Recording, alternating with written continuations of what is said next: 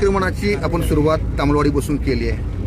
नाही, अतिक्रमणाची सुरुवात वगैरे काही नाही. व्यापाऱ्यांनी व्यापार करायला हवा, ह्या बाबतीत काही नाही. परंतु बघा, हायवेवर जर टॉयलेट आता त्या IRB वाल्याला, ठेकेदाराला त्यांच्या जागेमध्ये जी नॅशनल हायवे ऑथॉरिटीनी जागा दिली आहे त्या जागेमध्ये त्यांनी काही स्टॉल टाकायला पाहिजे, त्यांनी काही टॉयलेट्स लोकांसाठी उपलब्ध करून द्यायला पाहिजे. हायवेला भर रस्त्यात जर टाकले, म्हणजे IRBचं ऑफिस एवढं मोठं, एअर कंडिशन, म्हणजे त्यांच्या कर्मचाऱ्यांना आणि त्यांच्या अधिकाऱ्यांना पैसे मोजायला एवढं मोठं ऑफिस, आणि सर्वसामान्य जनता जी पैसे देते त्यांना मात्र रस्त्यावर, भर रस्त्यावर टॉयलेट दिलं. आणि ते सुविधा देत असताना तुम्हाला निकष जे आहे टोल देत असताना जे घातलेलं आहे त्याचं आता पालन करायला पाहिजे. कुणाच्याही शेतामध्ये ड्रेनेज सोडायचं, कुठेही कुणाच्या जमिनीवर टॉयलेट्स उभारायचे, हे चुकीचं आहे.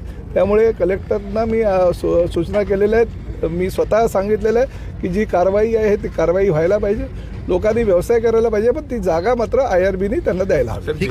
परिस्थिती नियर अबाउट, मग हे सगळं जिल्ह्याचं चित्र बदलणार का फक्त नाही, जिल्ह्यात तामलवाडीचं नाही. तामलवाडी आता माझं गाव आहे. आपल्यासारखा काही लोकांनी सांगितलं इकडे शेती घ्या, तुळजाभवानी माझं कुलदैवत आहे. मी वर्षातून पालकमंत्री म्हणून आता येतोय, परंतु मी वर्षातून 2 वेळा आधी तुळजापूरला यायचो, किंबहुना जास्त वेळा यायचो.